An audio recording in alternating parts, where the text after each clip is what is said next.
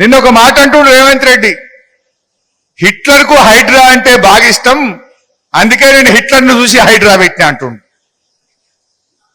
ఎవడన్నా హిట్లర్ను దేంతో పోలిస్తారే?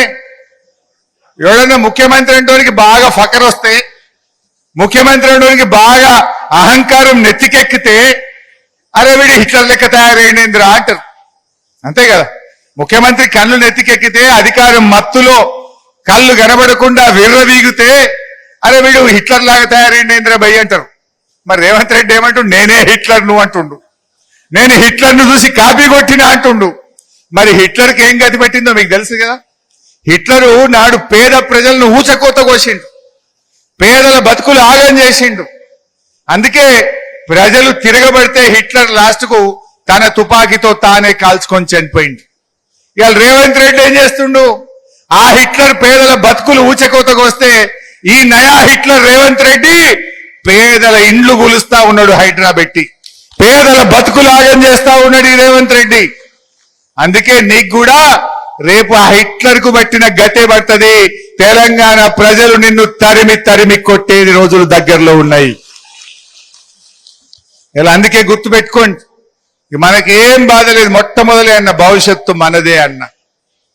ఇలా హిట్లర్ అంటే ఇంకోటి గుర్తొచ్చింది, జర్మనీ దేశం ఈ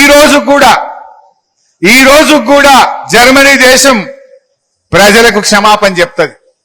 హిట్లర్ చేసిన దురాగతాలకు, హిట్లర్ యొక్క తప్పులకు ఈ రోజు కూడా జర్మనీ ప్రపంచానికి క్షమాపణ చెప్తూనే ఉంటుంది.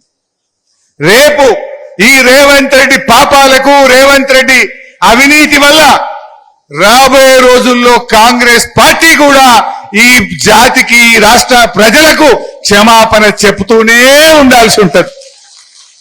రేవంత్ కు ఇలా ఆలోచించాలి, అసలైన కాంగ్రెస్ వాళ్ళు ఎవరన్నా మిగిలింటే, ఒరిజినల్ కాంగ్రెస్ వాళ్ళు ఉంటే, రేవంత్ పుణ్యమాని మీ జీవితం అంతా మా రేవంత్ చేసిన తప్పులకు, మా రేవంత్ హైడ్రాకు, మా రేవంత్ అరాచకాలకు, కబ్జాలకు మీరు కూడా తెలంగాణ జాతికి క్షమాపణ చెప్తూనే ఉండాల్సి వస్తుంది.